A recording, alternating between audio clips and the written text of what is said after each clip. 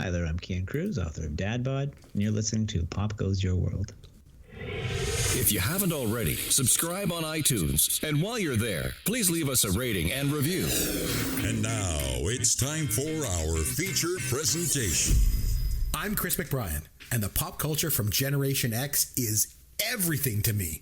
And I'm Derek Myers, and I'm here to educate Chris on the great pop culture of today's generation. Episode 225, Inside Man Movie Review.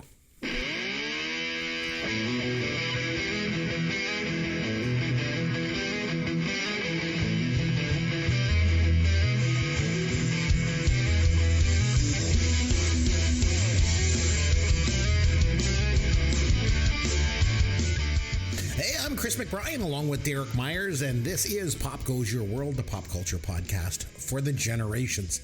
Now this week, it was over to you, Caveman, to pick a quote-unquote newer movie for us to review. Since our last two movies were from 1986, you decided to fast forward all the way to 2006, even though it was 16 years ago from now, but to me, that's a newer movie.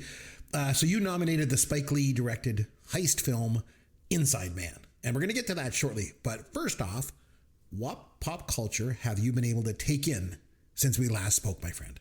Hey, Chris. I love that you had to quote unquote newer movie, but I guess you're right. It's 16 years old. It's not really new anymore, but it is definitely newer than the last few we did. Yeah, I was looking at the date, and you know the way I am. I look at 2006 and I'm like, oh, and we got a newer movie coming up. And I've had people reach out to me on email and Twitter and things like that. And they're like, I love how you call 2006 a newer movie. Well, to me it is, because I'm caught in the past. But in the last couple of weeks, what pop culture have you gotten yourself into? I had a lot of time to watch a lot of things. We won't go through everything. I've got a few TV shows on the go that I'm not really going to dive into until I've had a chance to sort of finish the seasons, with one exception, which I'll get to in a minute. But I actually want to start off with a documentary, which I know is not how I normally do this, but let's start with the documentary. Did you say documentary? Oh, I did. For 40 days and 40 nights, watch documentaries. He likes to learn about the world. It's Derek's Documentaries. Derek's Documentaries. What documentary were you able to partake in? Please do share. So, in the last couple of weeks, we lost the late great Nichelle Nichols, who many of us remember as Lieutenant Uhura from the original Star Trek series. And my wife said, "Hey, you guys are doing your podcast this week, right? Are you going to talk about Nichelle Nichols?" And I said, I think it's fairly safe to say that, yes, we will acknowledge that she has passed recently, and we will probably say a few kind words on her behalf. And she said, well, you need to watch this documentary that I have on the PVR. It's called Woman in Motion. I was like, oh, okay, sure. So I watched it yesterday. And let me start by saying it's fantastic, A+. And it is about Nichelle Nichols. Oh. And she actually has a company called Women in Motion, which is where the title of the documentary comes from. And the movie is about, it's a biography of her, but it specifically focuses on the fact that in the 1970s, NASA was trying to recruit astronauts for the new space shuttle program. And out of about 1,000 candidates that they had, like 95% of them were white men. Mm-hmm. And so she was in a discussion with some folks from NASA, and they said, like, we really need to figure out a way to have some diversity. Actually, I think she was probably the one who brought it up and said, like, hey, people need to see themselves in this space program, and they're not seeing themselves unless they're white men. Like, what's up with that? And when they realized how big a problem it was, she had offered some suggestions, and they said, well, why don't you become like the face of NASA to try and increase the recruitment? So NASA had a 12-month recruitment, and the first 8 months they did it on their own. And I think they got between 1,000 and 1,500 applicants, and less than 100 of them were women or people of color. The rest were all white dudes. And then they said, well, we got 4 months left to do our recruiting. And Nichelle Nichols went into overdrive, and she basically said to NASA, I need complete autonomy to do this. I can't be seen as just like a talking head for NASA. I need to go out and talk to college campuses and programs where I can talk to people that are like me, people of color and women, and say, like, hey, if you apply, NASA will take you seriously. And in the 4 months she went out, she brought their recruitment from just over 1,000 to over 8,000. And of those 8,000, it was almost 2,000 were women and people of color. And because of her advocacy and her passion and her legitimacy of what was going on, the first, I think it was 30 or so astronauts they picked to do the space shuttle. There were 3 black men and a number of women. There was, I think, an Asian guy, a couple of Latinos. Like, it really started to see some diversity. I don't want to say it was diverse because it was still predominantly white men, but it opened the door, and it was absolutely 100% because of her efforts. And so this documentary is all about her relationship with NASA and how she, as a public figure who gained fame in a science fiction show, helped shape the actual space program in real life. And honestly, I had no idea how influential she had been over the years in this regard. And this documentary was fascinating. And if you have access to it, I got it on HBO Crave here in Canada. It's called Woman in Motion. It's from 2019. This is the best 90 minutes you're going to spend all week. Like, it is great. It is so good. It's so positive. And, you know, I've always been a fan of her work because I've known her through Star Trek, but my God, talk about an unsung hero. At least to me as a white man, I didn't know all this stuff. And it's just like, we have lost a giant with Nichelle Nichols passing this past week. So R.I.P. Nichelle Nichols. So cool that, you know, she was this woman of color in space, you know, on Star Trek. And then she uses that power, then celebrity that she gained from that, to try to forward, you know, other people of color and women to go to space. I didn't know that about her. That's fantastic. Thank you for sharing that. It's so good. Believe me. I mean, I probably didn't do a good enough job just explaining how amazing this documentary is, but man, oh man, it is fantastic. And you will never think of this person the same way again after you watch this documentary. And apparently there have been a couple of documentaries about her over the years. So they actually intercut footage from earlier docs where they had interviewed her, or at least interviews they had.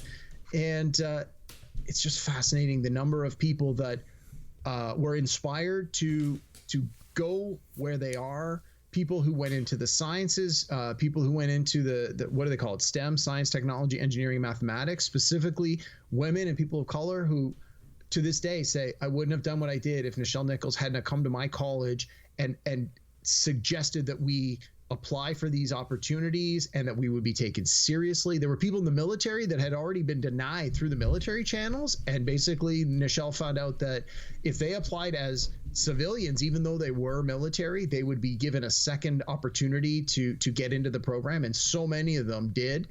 Yeah, it's fascinating. And the number of people over the years who have come back to meet her and to talk to her and tell her the influence she had, like, it was just, it's fantastic. I can't express how positive this documentary is and how big an influence she was on the world around us that you may never have realized. And the things, think about it, like, you know, in Star Trek, they go space, the final frontier. Like, ultimately people are going to eventually try and get out into space. And you got to think that because of her huge personality and her opportunities that she had to open the door for this diverse group of people to, you know, so that NASA could have the best, regardless of, is it a man, is it a woman, is it a person of color, whatever. Like, this will change human culture for years to come because of her role in opening the door to so many people that may not have otherwise had an opportunity. So you can't undersell the importance that she had as an advocate in her life. Very cool.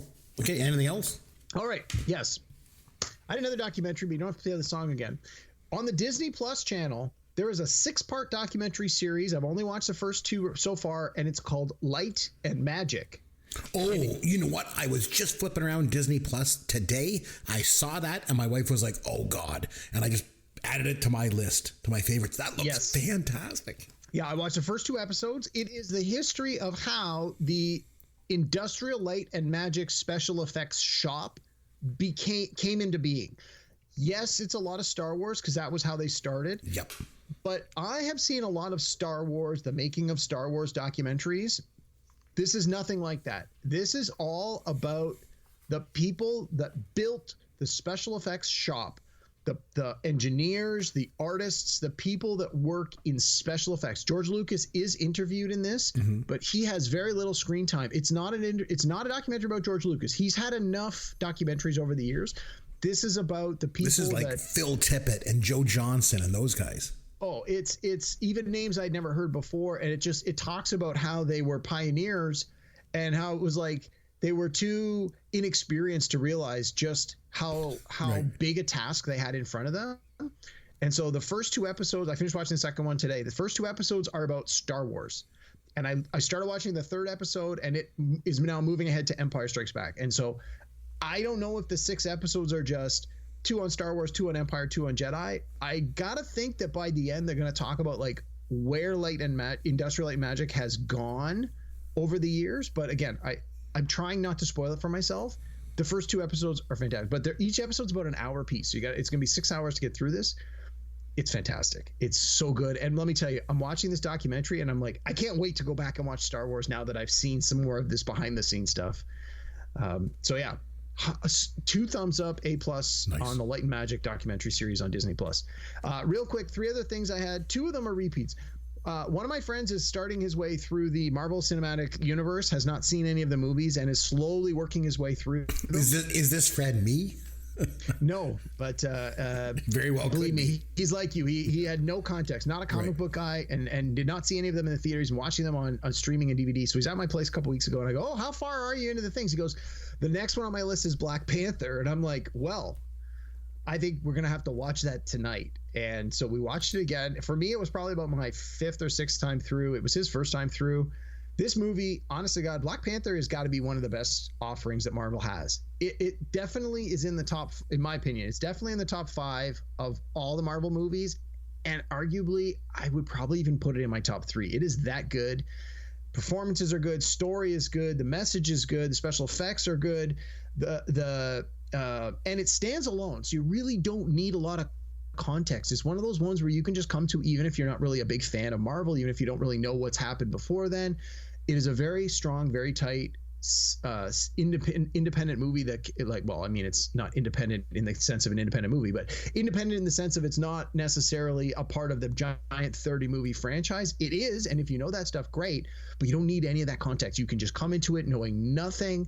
It's super awesome. So I was very happy to revisit this one just in the past week. Another one I had a chance to revisit is the movie Free Guy with Ryan Reynolds. It has been showing on HBO every week. It seems to be on just in the lineup. And I think I've watched this movie 5 or 6 times in the last few months. I watched it again yesterday. I think this is quickly becoming one of my all-time favorite movies. I've probably seen it 7 or 8 times now. I love it. I think it gets better with every viewing. It's great. I can't say enough good things about it. I really enjoyed it. I know it got a sort of mediocre reviews when it came out, but I think the people that like it really like it, and I am definitely in that camp. And the last one I saw is something brand new that just dropped. It's a Netflix original. It's called The Gray Man. Have you seen this one, Chris? Have you seen it show up on never even Netflix? heard of it.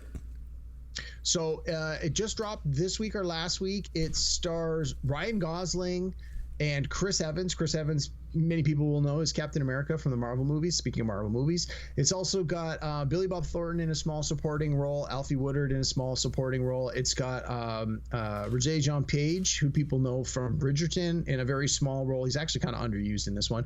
It's got a few other people that you're going to be like, oh, I totally know that dude. I totally know that woman. It's your typical spy kind of movie. Think like Tom Clancy kind of thing, where the gray man of the title is like a group of secret agents. They're like black ops that work off the books when the government needs people killed or needs someone to accomplish a mission that's outside of the rules. They send in one of the gray men, and sure enough, Ryan Gosling as the title character. Something happens in the first 10 minutes and they're like, uh-oh, he's compromised. Now we got to take him out. And so he's now got to use all that training he's received as one of the gray men to make things right and to stay alive and to rescue the people that are in danger. So it's a little by the numbers, but it was exciting. It runs about 2 hours, and you get to see Chris Evans, Captain America, with a really cheesy mustache, which is hilarious. It's directed by the Russo brothers, who directed a couple of the Captain America movies. They directed Avengers Endgame and Avengers Infinity War. And so again, you know you're getting a certain amount of quality. A lot of special effects in this, some of which maybe kind of look a little cheesy because they are digital effects, and sometimes the digital effects you can really tell they're digital effects. But there's a couple of fantastic action sequences that, even if they're digital or not, they're just fun to watch. So I enjoyed this one, The Gray Man. It's on Netflix. Most people have Netflix, so it doesn't cost you anything other than 2 hours of your life. Give it a try. Why not? So those are my picks for this week. How about you, Chris? What'd you have a chance to watch? Just one quick one, because you always have so many. So just tonight, my wife and I were talking. We're saying, we got to come up with a new show for us to watch, a new binge watching show. So at night, when the kids go to bed, we can put on the series and watch it. So I'm like, you know what? I said, honey, go in the other room, take some time, leave it to me. I'm going to go on the TV. I'm going to go through this. I'm going to find us a couple of options, and I'll find a show for us to watch. So you had mentioned Crave, and for our listeners in the United States, Crave is like the Canadian HBO Max or whatever it's called in the States. Yeah. Right? Yep. So I don't know if so I'm flipping through this Crave, and I don't know if this particular show is available on HBO Max, but it's certainly available on the Canadian version, Crave. And so I'm going through trying to find a show, and instead of finding a show for my wife and I to watch, I come across this show. Derek, do you remember the hilarious House of Frightenstein? Yes. Oh, do I ever? It's available on Crave now. So really? Yeah. So I come across, I'm like, oh my God. So then I'm like, this is the show I want to watch. It's with like Billy Van, and he played like a million characters in it. And they shot this thing in like the back studio of CHCH back in like the early 70s. It was in Hamilton, CHCH, yeah. Like zero budget. They just put this thing together. And so I'm like, okay, my wife is going to kill me. She's going to kill me. Yeah, you're sleeping on the couch. I know. I'm dead. So she walks in. She's like, so did you find a show for us to watch? I'm like, well, kind of. This is what I came across. And she's like, oh my God, I remember this show. I loved this show when I was a kid. Let's watch it. I'm like, yes. So I finally got a win. Yes. The old guy finally pulled out a win. Yes. It was so wonderful. I've heard, and I believe this is true, that they have either made or are in the process of making a documentary about how that House of Frightenstein came to be. That would be wonderful. And I've been keeping my eye out for it. I don't know if it's been released yet. Yeah. I'm positive. I'll look it up before the next show, and we'll figure it out. But yeah, because I've been waiting for that. That would be fine. So if they come up with a documentary on it, please share it with us. As long as they don't reboot it or reimagine it in any way, I'm fine with that, because I'm old school.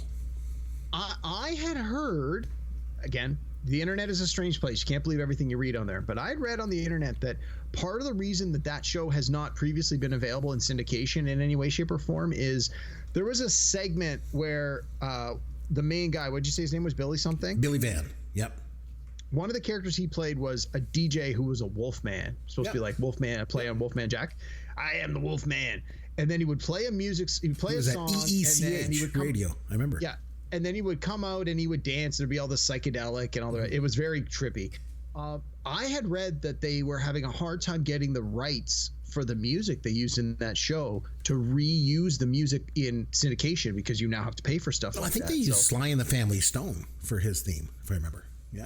Well, not even it's like every episode he would literally play a song, and then they would come out and dance to it. I mean, I don't believe it was the same song every show. I think it was different songs, and I think that was part of the problem. Is some of the music at the time they were able to either use for free or use for a nominal amount, and then now you go back and say, well, we want to release this like on DVD, for example, and they're like, well, then we want thousands of dollars for this music, and they're like, we don't have that kind of budget, forget it. So anyway, we'll see. I mean, hey, I'm gonna, when we're done, I'm gonna go fire this bad boy up. That I have fond memories of that show as well, and I just hope it stands up, because a lot of those old shows in your memory, they are a lot better than they actually are when you go. Like I remember going back and watching Super Friends with Batman and Superman when they were available, and oh my God, those cartoons are awful.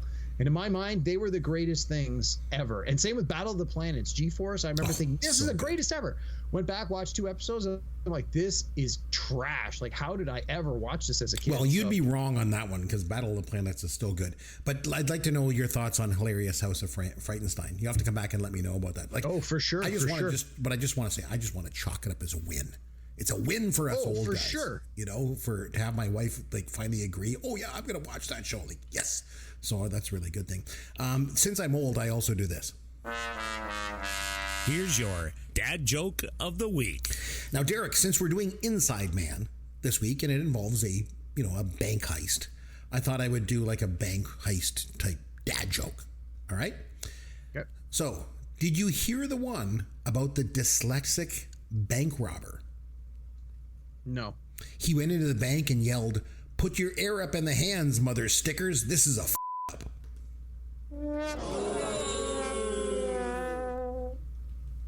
Oh, inappropriate, dude. I'm going to hell. Any opportunity to sing a song. I'm the OG.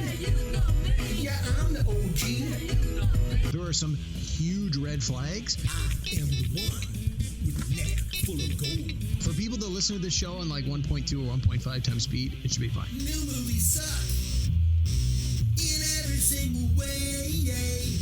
Okay. Caveman, watch an old movie. Over and over and over again. Derek's documentary. Well, like I said, it's growing on me.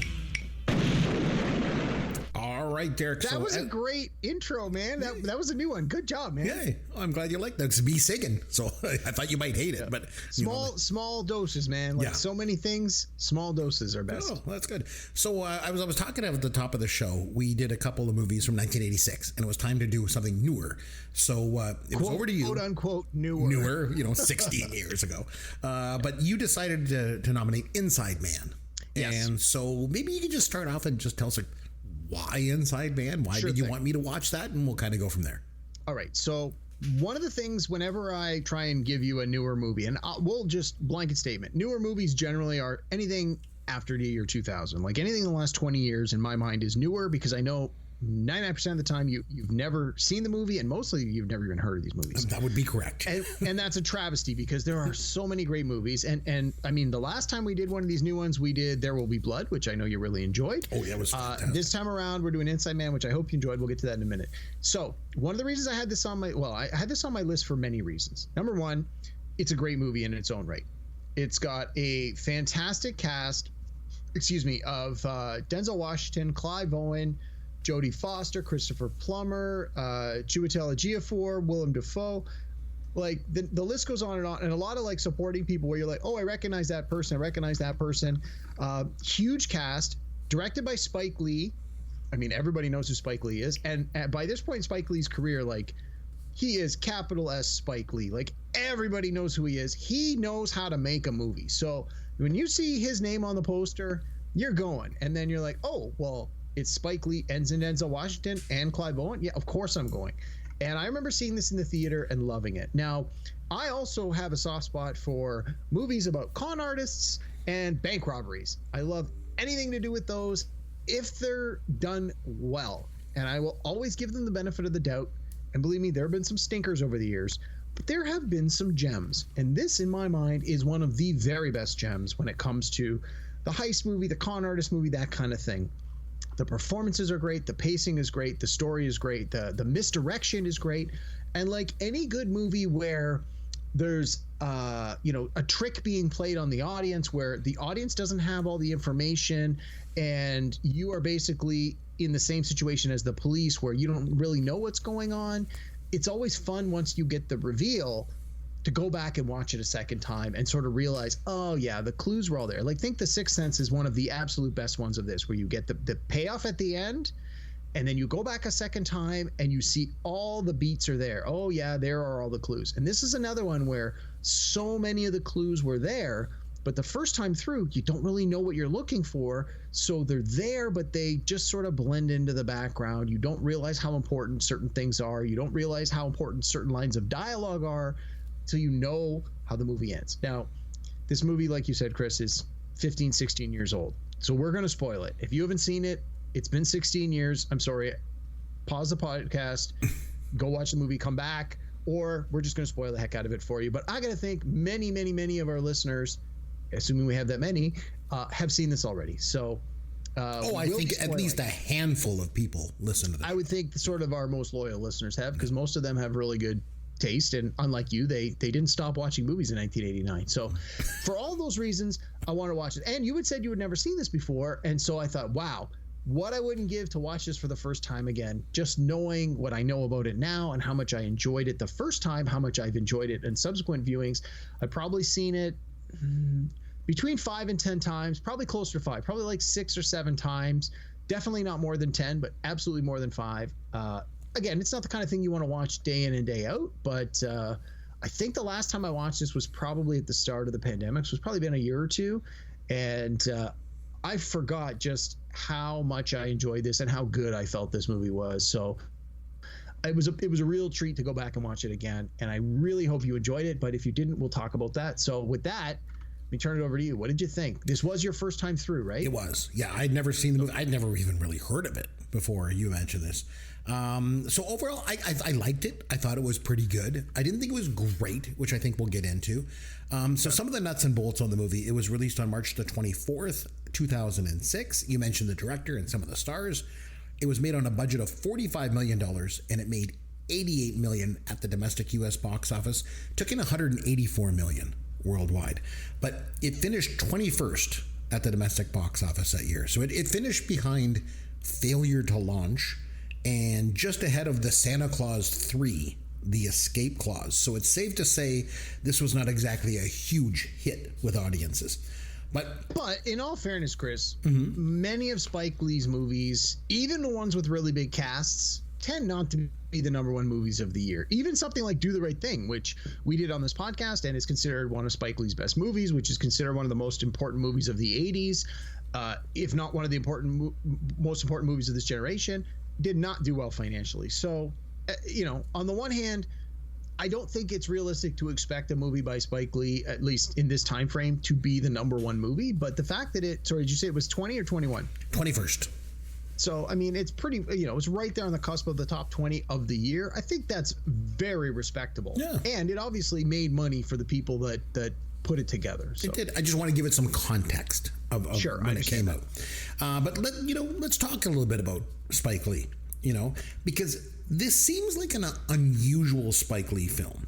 I agree. It's not exactly the typical Spike Lee joint, that we've been accustomed to over the years. Maybe because it's not primarily about the black experience in America, which tends to dominate the narrative in a lot of his films. But if I went into this blindly and I watched this movie and then you asked me to guess the director, Spike Lee would have been dead last on my list. Not necessarily that that's a bad thing.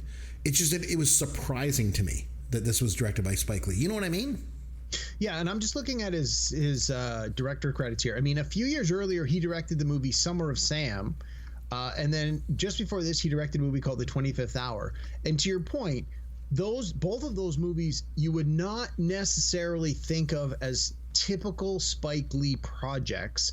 Of course, in both cases, he was able to put sort of his Spike Lee spin on it. But knowing that those were sort of the two movies that came before this, you really got the sense at this point in his career, it's like where's he going next? What's he trying to do? Because often you hear with both performers and creators, one for them, one for me. Meaning we're going to do a big studio movie that's going to make a lot of money, and then I'm going to do my little artsy-fartsy movie that actually talks about the issues that I'm passionate about.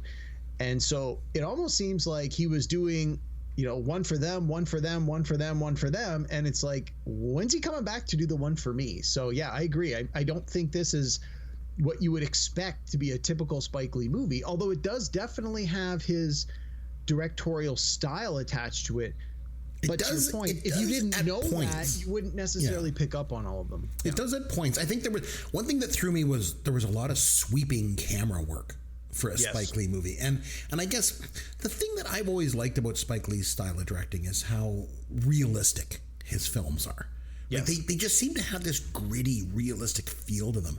And this is more of a stylistic heist film. So it just seems a bit of a contrast to his usual filmmaking, which is fine because, I mean, directors should, push outside their comfort zone and do different styles of films and try different things, and that's cool. There's nothing wrong with that.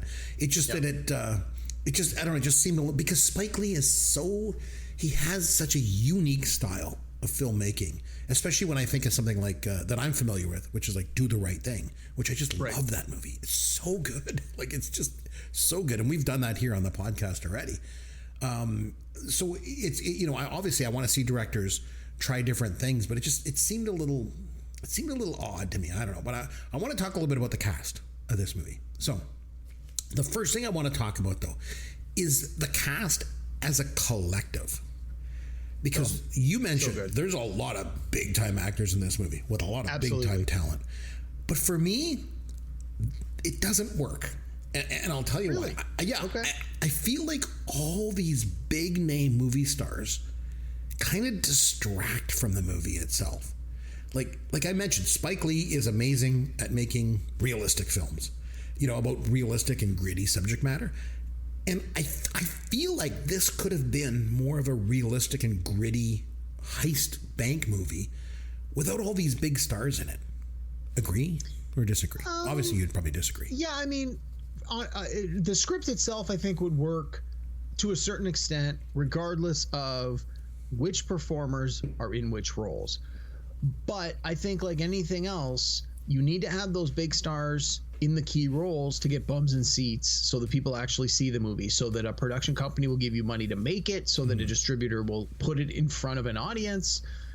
So I think that's often the compromise is... That's a truth in Hollywood. I mean, that's just the reality of the business of movie making. But like, I think this is one of Jodie Foster's best movies. Like, I think that she had a very small part, but it was very important to the story. She played a very specific type of character, and anytime she was on the screen, it was like, in my mind, like anytime she was on the screen, she commanded that scene, and there was no doubt that she was absolutely bringing her A game, even though it was a small part to this. I mean, obviously, I don't think anyone will argue her absolute best work was Silence of the Lambs, but to me, this is definitely among, the best things she's done, in part because it's like so many things, good in small doses. It's like she's in this movie a very little bit, but she's amazing.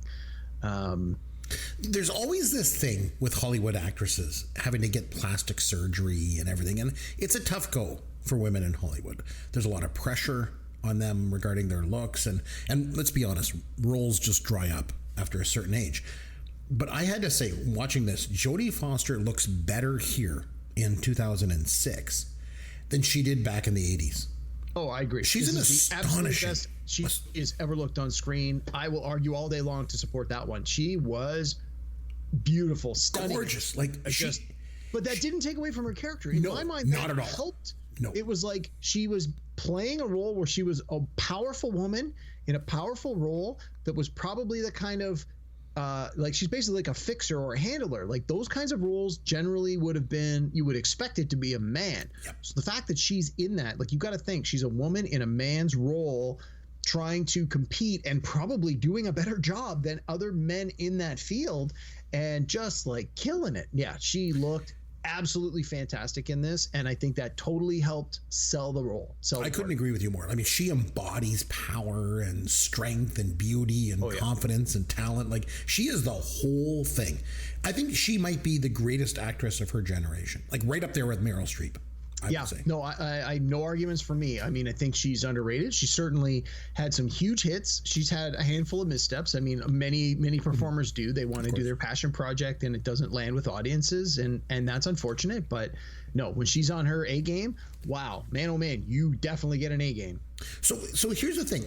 I don't have any issue with her as an actress whatsoever, obviously, but her character. Like, who is she? Like, there's no backstory, there's no context given whatsoever, and that's clearly by design. Yeah, I was gonna say that's not the mystery of she's clearly someone who can get things done, and that is established very quickly. And yeah, they don't give you a lot of background, but at the same time, I think that's the whole point. Is she works in anonymity. Like, remember when she has that conversation with Christopher Plummer at the very beginning when they first have their first interaction by phone, and even he speaks in riddles to her. Mm-hmm. I've been led to believe you're someone who can do this, and I have a problem, and you can fix it. And it's like, again, they don't go into specifics, but they don't have to, because she's apparently supposed to be that good at her job that she knows if you're calling me, you obviously have a real capital P problem. and my job is to fix it. I guess I felt that it just took away from the script a bit. Like they never explain how she knows everybody, how she gets this carte blanche for anything and everything. So that was one thing. Denzel Washington, that guy is good in anything. Oh my God, I'd watch him read the phone book. Man, he is fantastic. He is something else, because I'm like, I was even looking for things in this movie, like why I felt he didn't fit, and like he is outstanding. Like he's good. He is so good. So Clive Owen, I think he is well cast in this. I think there's some miscasting in this movie overall, to be honest with you, but I don't think Clive Owen is one of them. I think one of the good things is he's not famous enough to be a distraction like some of these other stars are. Sure. So sure. I'll give you that. I think he's well cast for that. And honestly, sorry, let me just jump in. Yeah. We talk about things like, oh, I like this movie, it's a guilty pleasure, and like, I have a hot take where this is a great movie and most people don't. Clive Owen is that for me. I've always enjoyed his work. I think he's a very charismatic guy. I think he always gives a good performance. It may not be what you would expect from someone in the roles he's been cast. I think sometimes he sort of brings the wrong energy, but I've always liked him. As you know, I take in the Toronto Film Festival, or I did for years and years, and he always seemed to be in a lot of little small movies, and if I saw his name in the credits, I would go see it. I love him. I think he's great. I heard years ago he was one of the people being considered for James Bond. He obviously didn't get it. I think it went to Daniel Craig. I don't know how serious that rumor was, but I think he's fantastic, and that's he's one of those guilty pleasure performers. If I see his name on the cast sheet, I'm like, I'm watching the movie. I'm gonna give him my 2 hours because I trust him. I've seen him in enough things where he's been fantastic that even in a crappy movie, he'll bring his all. He's in a great movie called Croupier, which was fantastic, and I think he was really good in this. And exactly to your point, I think he's recognizable enough that people sort of go, oh, I think I know him from something else. And I love his voice because you don't see his face in a lot of the movies wearing the mask. So he has to have that commanding voice, but he's not famous enough, and he's not that sort of, perfect leading man, handsome enough that it's distracting to the point where, oh, well, of course people would recognize him if they saw him in a lineup. He's a 10 out of 10 beautiful. So no, I think he was very well cast in this. And I think this is arguably the best work he's ever done.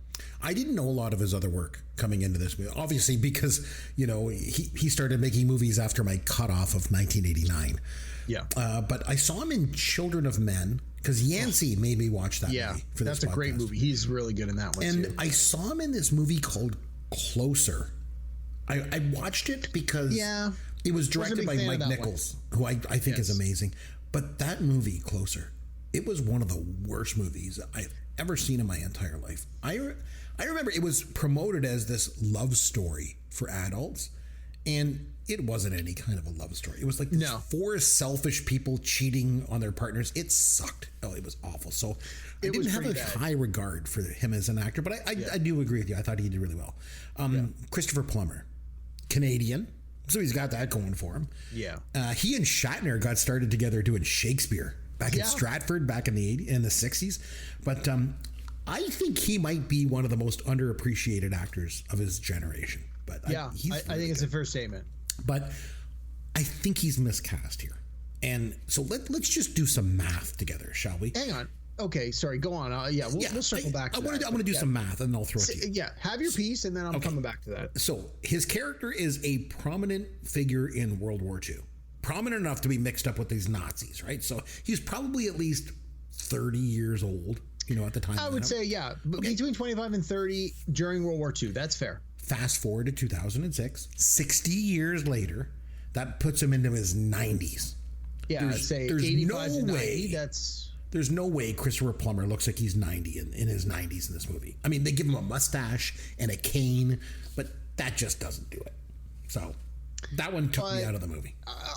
So I agree with your math, and I see what you're saying. And even if we were to argue that his character in World War II was supposed to be 19, I'm young, I'm naive, I see an opportunity to the fast path, and I take it. That would still put him into his mid to late 80s, like say mid 80s, which again I think is older than he really was.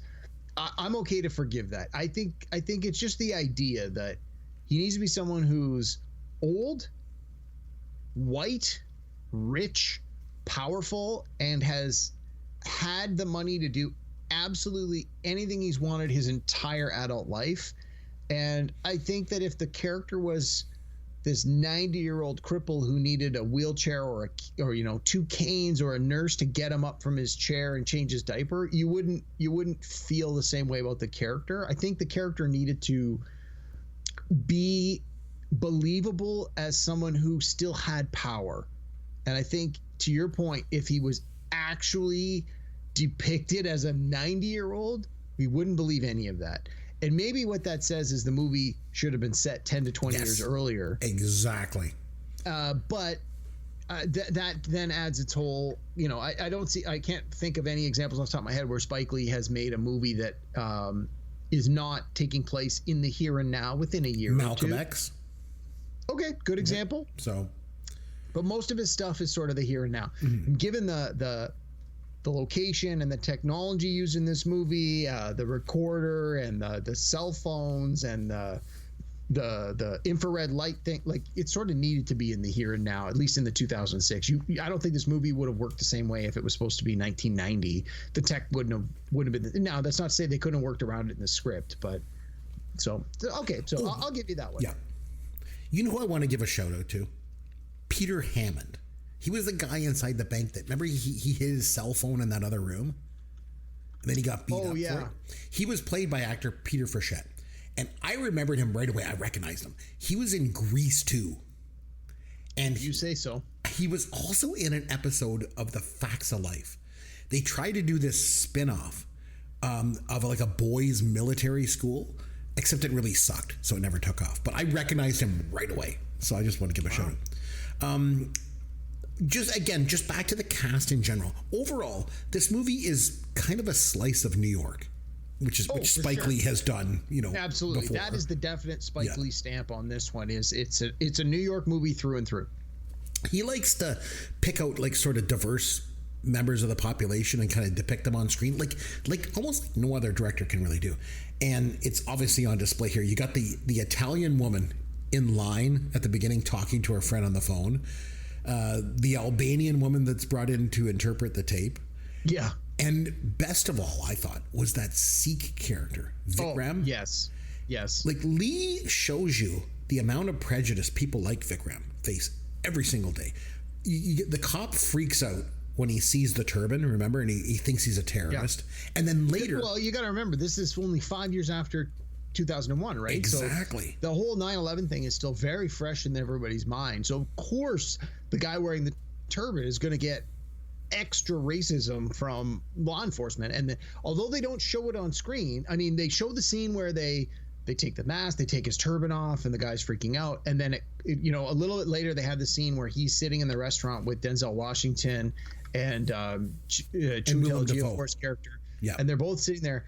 And like the guy's got bruises on his face, and like he says, he's like, "Your cops beat me up." Like, it's clear that off screen he took some physical abuse for no other reason than the ignorant law enforcement that was in charge of securing him felt that they needed to give him a few beatdowns and punches because, hey, you're from the same part of the world as people that did bad things, whether or not he was involved or not. And it's clear that he didn't. He's still going to suffer that prejudice. Yeah, because even when he says that first cop called me out and thought I was a terrorist, Willem Dafoe's like, oh no, you just misheard the cop. Right. And then they, like you said, they don't respect his wishes. They don't let him put his turban back on, even though his religion requires it. Yeah. And and then they ask for his help in that scene. Oh, we need your help to help us solve this. Like what the hell, man? But I like that, and I think this is unfortunately, I think this is the reality. Is as a white man, it's not really something I've had to deal with, but I think this is something people of color have realized their whole lives. It's like they have to be the bigger man in those situations. As much as he has every right to be angry and make demands, he knows it's like, I have to be the bigger man here. I have to just suck it up and help them out because that's going to be what's the best path for me to get out of this mess. And it's unfortunate. And I think that Spike Lee does a great job in this movie of making you understand that here's this character. He's like, I work at the bank. I've worked at the bank for years. I have this important job at the bank. Like, come on. Seriously. All they had to do was look up his driver's license, and they would have been able to very quickly verify that he was a long-term employee at the bank. But no, instead they decided to beat him up. because he looked different. And in addition to all these minorities, you've got these powerful, rich white people with their access to everything and all these secrets to hide. Jodie Foster's character's name is White. It's Madeline White. Of course it is. And absolutely, of course her name is White, and she's dressed in white to emphasize, it's that, hey, this is all about Nazi money and Nazi gold and Nazi diamonds. It's like, this is the whiteiest of whites. And it's like, who's the one who has all the most power? Her name is White. Like, he literally beats you over the head with this. And he's 100% correct. Yeah, because he incorporates all those themes of amorality and ethics and how everyone's just kind of in it for themselves and all that. I thought that was a part of the movie I really liked. The bank robbery itself, I got thinking about something watching. Loved it. And at one point, that mobile command post comes rolling up. And so I got thinking, Derek, bank heists have been going on in movies forever. I guess because bank heists, themselves have been going on forever. But here's the thing. Why do they keep trying? Like, they always get caught. They're up against, like, the worst odds. Like, they always end up in jail, but they just keep doing it. It's just, I guess, to keep the movies going. So. Well, I mean, they didn't get caught in this movie. That was one of the things I loved with this movie is the bad guys won. And you could argue that they weren't stealing from, quote, good people, innocent people. They were stealing from a criminal. So that made it okay. Whether or not you agree with that, the movie is certainly framed in that regard of, these people that came into the bank to perform this heist and do this thing, they weren't stealing from regular people. They weren't stealing from working people. They were stealing from someone who took advantage of a situation and stole from those who could not defend themselves. And so, I think with that in mind, the audience was perfectly willing to accept that in this case, the quote unquote villains of the movie were not actually as villainous as they might at first have seemed, especially because they didn't kill anyone. The only people that they hurt were the people that made their job harder, like that bank manager. They beat him up because he tried to hide his cell phone. But other than the mind games and the emotional bag, like the older woman who they were like, take your clothes off, and she's like, no, I won't do it. Obviously there would have been some her feelings were hurt, if you will, but it's a legitimate thing, right? Like, if you're an older woman from a different, you're of a different era, and these men are saying take your clothes off, like, that's a real traumatic thing. So that scene, by the way, when they asked them to take their clothes off, I thought a couple things were interesting. So it just so happens, in usual Hollywood fashion, there's a room full of really attractive people. How convenient. But you mentioned that older woman who didn't want to take her clothes off. The actress's name was Marcia Jean Kurtz. Yeah. She was also a bank robbery hostage in Dog Day Afternoon back in 1975. And I only know that because I only recently watched that movie for the first time a couple of months ago. So and I immediately recognized her based on her voice. I'm like, I think that's the woman from Inside Man. And so, of course, I looked it up. I'm like, of course it is. And that's one of the great things that a director like Spike Lee will do is say, like, let's get this performer. How many years later would this have been? 40 years? 40 years later, and put her in a similar situation. It's that little wink about the movie for those that may not have normally. Another cool connection to that movie was the guy that delivered the pizza to the hostages. The actor's name is Lionel Pena. Okay. He also played the pizza delivery guy in Dog Day Afternoon. And really? Okay, that I didn't pick up on. And an Easter egg in the movie is the pizzas that he delivers say Sal's Pizza on it. From Do the Right Thing. Do the Right Thing. Yeah. Nice. So, and like, I don't think it's a coincidence that these two actors were caused, obviously. This movie actually reminds me of a hybrid cross between Dog Day Afternoon and Ocean's 11. What do you think about that? Yeah, that's fair. Stylistically, it's got that Ocean's 11 stuff going on, and it still maintains the grittiness of Dog Day Afternoon. But honestly, in my opinion, as much as I love both of those other movies, especially as much as I love Ocean's 11, I think this is a better movie.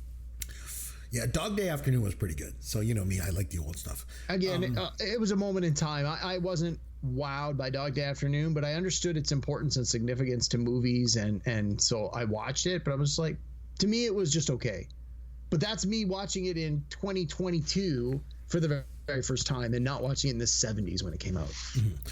So one thing that threw me off watching it, obviously as a newbie watching this movie, which is really good actually, was when they're interviewing the hostages. This non-linear storytelling, because I'm thinking, yes, why are they interrogating these hostages? Like, why are they asking them, are you the robber? Are you the robber? Like, what the hell's going on? Of course, you find out later, why they're doing that. Yeah. But I thought that was really kind of an interesting part of the film. I liked that. Yeah. Another thing I liked was that kid in the vault. Remember, he's playing that ultra-violent video game? And it's a complete commentary on video games and society and the influence of these games have over people. And I love how the robber even says, this is a robber, a guy that's robbing the bank, says to the kid, I got to talk to your father about this game. Yeah. What a great line. I thought that was great. Another thing I wanted to bring up, maybe it's just me, but after Jodie Foster goes into the bank to talk to Clive Owen, right? She comes out. Mm-hmm. And her and Denzel Washington have that scene where they discuss what happened in there. Yeah. To me, that scene absolutely crackles with sexual energy. Oh, see, I didn't. I never picked up on that. Oh, that's not to say it's not there. I was watching. I never got that sense. I would challenge you to go back and just watch that scene when her and him they're in this like dark room, and they're just talking. Just go back and watch that one scene. There's like this electric sexual chemistry going on in that scene. I was like, oh my God, like this is crazy. No, I got to disagree with you. I think they've already done a good job in this movie of establishing that Denzel Washington is already in a relationship. He's got this girlfriend, and the brothers just screw up. Yeah, no, he's a dedicated I didn't get guy. The sense in any way, but the chemistry was there. No, I disagree. I don't think there was any sexuality. Like, that's not to say that the people on screen weren't sexy and visually pleasing. No, they're all good looking. But I didn't get the sense that either of these two characters were in any way physically attracted. That wasn't a part of the scene. I don't think. Yeah. I didn't get it. I mean, I'm not saying it's not there. I would just I've challenge seen the movie you a bunch of times, and I never got that out of it. I would challenge you to go back and just watch that one scene through my lens that I'm telling you, and I think you might look at it differently. I don't know. I'll keep it in mind the next time I watch it, because I'm going to watch this again. Of course. One scene that I didn't like in terms of the sort of the filmmaking style was when they seemingly kill that hostage and Denzel goes racing to the bank. I think that was the worst shot in the film. Denzel is clearly standing on a dolly getting pulled through the crowd. And I know Lee's going for this effect of, him racing toward the scene, but his arms aren't moving. There's no sign of physical exertion. He's just like, and I understand he's just drawn into the bank, but that shot really missed the mark for me. That just took me right out of the film. You know the scene I'm talking about? This is the one where he's like on, like it looks like he's on like a dolly or something. Yes, moving. And like he's getting pulled in toward the bank. And I did not like that shot at all. Really? Yeah, because if from what I remember, that is in the trailer for the movie. And I think that's like one of the more iconic, memorable scenes that people always seem to remember about this movie. I didn't like that at all. I enjoyed it. I didn't have any issues with it. Overall, it was stylistic, and I didn't feel that it took me out of the movie. I thought, again, it's supposed to be that, like, again, my interpretation of it is they believe a hostage has been killed, and he's just like, everything around him is no longer important. He's singular focused. It's like, I'm now going to where I need to go. And that was how I interpreted it. Now, again, you can interpret it any way you want, but that was sort of my takeaway. So, like I said, overall, I thought the film was good. I thought it was quite good. That's good. I'm nitpicking here and there, but for a Spike Lee movie, it's nowhere near Do the Right Thing. I think I even liked, by the way, I saw Black Klansman about a year ago or so. My wife and I watched it. And I think I might have even liked that a little bit better than this. Wow. I mean, I saw Black Klansman when it first came out. I thought it was really good. I thought it was pretty good too. But I mean, overall, I thought this was a pretty good movie. But do you want to give it a rating out of 10? Ooh. I would give it either an 8.5 or a 9. Let's say 8.5 to be a little on the conservative side. Like I said, I've seen this movie a few times. I'm a sucker for a heist movie. I'm a sucker for a misdirect. The cast is fantastic. Spike Lee has done a great job directing this movie. There's a lot to like about this. My only criticism of this movie is I feel it's a little too long, and I feel that the movie, when they basically the heist ends and then there's like another 25 minutes, and although those scenes are interesting and somewhat important to sort of wrapping up the story, I think there would have been again, I'm not a Hollywood person, but I would have liked to have seen those parts of the story wrapped up in a slightly different way that was faster. Like, once the heist ends, I kind of wanted the movie to be over. And the fact that it kept going on, I felt like, hey, what are we in? Lord of the Rings Part 3? Like, just end this damn thing already. So those are sort of my big criticism. Not that those are even really that big criticisms. Those are my sort of big critiques of this. So yeah, I'm going to go with 8.5. 8.5. So I just want to put things in context for you. When we watched Stand By Me, you gave that an 8.5. So you feel that this movie is on par with Stand By Me? Oh, yes. Yes, I do. I think those should both be in the same category. That's exactly. Yeah. Now I'm glad I didn't give it a 9. This 8.5. No, perfect. I think I would give it a 7. It gets a 7. Oh, I'll take the 7. Yep. Sometimes you give my movies like a 1. Yeah. Or a 3. I think one time 5 is usually a win for me. But I was hoping you would like it more, but the fact that we came off of my last pick was There Will Be Blood, which I know you really liked. This one, I'll take the 7 out of 10. We'll call that a win. So I'm trending okay here. I need to make sure that my next one is decent for you. You're just going to make me watch one of those Marvel cinematic. I was just going to say, I'm going to throw a Marvel movie at you. Nice. We'll see how that goes. All right. Until then, let's have some fun with Caveman. So one of the major plot points in this movie is the riddle that Clive Owen gives to Denzel Washington. And really, you could argue this whole movie is basically a bunch of riddles, right? And I thought, since riddles can be fun and challenging, I thought I'd give you some movie riddles, but I don't have a song for it, okay? So here's how it's going to work. I'm going to give you a riddle, and you have to guess the movie. Oh boy. Okay? All right. Is there any common theme to this, or it's just they all have riddles? I'm giving you a riddle. You name the movie, and the riddle is clues of the movie. Okay. Okay. Because you know the riddle from that we saw in this movie. He was talking about like some train station or something like that. Remember, it was Grand Central Station and stuff. So again, I'm going to give you the riddle. Guess the movie. Okay. All right. Here we go. Coconuts for horses, a shrubbery and knee, lots of French insolence. What movie can I be? That would be Monty Python, Search for the Holy Grail. It's Monty Python and the Holy Grail. And the Holy Grail, Okay. You're right. Another, we got some easy ones for you. Okay. Starring hairy-footed people with no desire to leave their home. Adventure comes a-callin', and across their world they roam. Chased by evil forces as they go upon their quest. It's a fascinating trilogy. What is it? Can you guess? I just mentioned it. It was Lord of the Rings. Okay. A firehouse and an ambulance, a gatekeeper and Zool. Be careful not to cross the streams. It really isn't cool. That'd be Ghostbusters. A storm, a fall, and in a dream, a house flies way up high to a world that's filled with colors and a witch's monkeys fly. Yeah,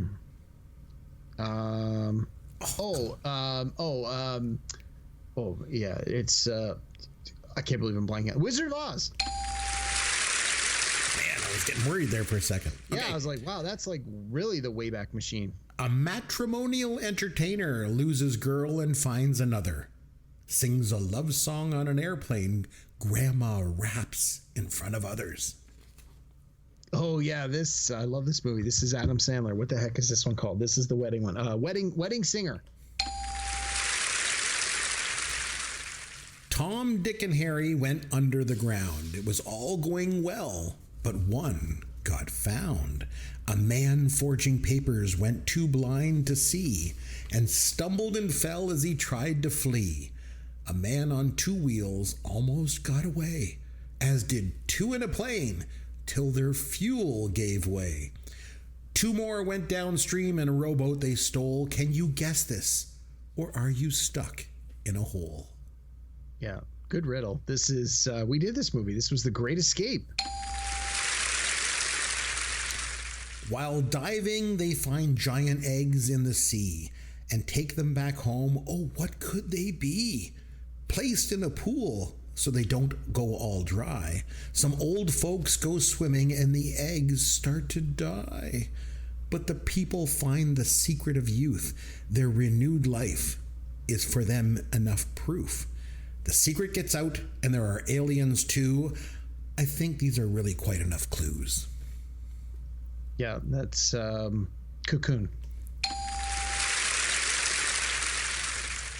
A big-hearted genius who's larger than life falls in love with the girl of his dreams. But the formula to turn him to normal size doesn't go as well as it would seem. It's like Jekyll and Hyde, alter egos collide, and there are multiple personalities. It's big and it's funny with plenty of gas. Can you guess this movie for me? Wow. No, I have no idea. Got you on one. It's The Nutty Professor. Oh, when you said size, I was thinking like The Incredible Shrinking Woman, like tiny, not fat and thin. Oh, okay. Last Good one. riddle. Good one. Last Okay. one. Okay. His family deserts him alone in the woods. He finds his way to a home. A young boy soon becomes his friend, but he doesn't know where he came from. He likes to dress up in a little girl's clothes, but the military appears on the scene. A quick phone call home, an amazing escape. What movie can all these clues mean? Jeez. I have no idea. No idea. It's E.T., the extraterrestrial. Oh. No, I didn't get it. His family Wow, I was left doing him. so good, and then I bombed the last two. That's okay. That's okay. I tried to make them all sort of easy, but I thought you did pretty good. So Yeah, not bad. those were great. That was very, very creative. You guys Yes. obviously you must be on vacation this week. You had a lot of time. Go figure. Well, full credit to hobbylark.com for those. Those were great. All right. So guess what? Next time, it's time for another pop culture fantasy draft, Eric. So it's your turn to pick there, Caveman. So we got 3 years left in the 80s for us to draft. We got 1983, 1987, and 1988. So what year would you like to draft next time here on the show, my friend? Well, if I remember correctly, you have won 4 of the 7, and I've won 3 of the 7. It So is if I win the next one, I we won are the first tied. 4, and you have come back and won the last 3. Yeah. All right. Given that we only have a couple of years left, I'm going to go with 1988, 2 years after the one we just did. So and 88. Yep. And 1 year behind the last year that I stopped watching movies. So Yeah. And I honestly, personally, and I think I've said this before, I personally think that I have a better likelihood of winning the later year drafts, which is partly why I've not been choosing them until we just did 86. We still have 87 and 88, which we're going to do 88 next time. And so I'm kind of hoping that those ones are all sort of going to give me a little edge. So I'm not looking forward to that 83 one, but we don't have to worry about that yet. We'll go to 88 next, and we'll let the chips fall where they may. So next time out, we're going to come back. We're going to hold a pop culture fantasy draft for the year 1988. And Derek and I are each going to select a fantasy team of 3 movies, 3 TV shows, 3 songs, and a personal pick. And then we'll send them off to our judges and see who wins the draft. So that'll be interesting to do. But until then, this is Chris McBrien on behalf of myself, our producer Sloth, and Derek Myers saying thanks for listening to Pop Goes Your World, the pop culture podcast for the generations.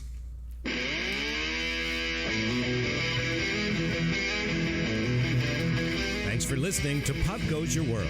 You can contact Chris and Derek at popgoesyourworld.com. Please take a minute and review the podcast on iTunes or wherever you download and listen to the show.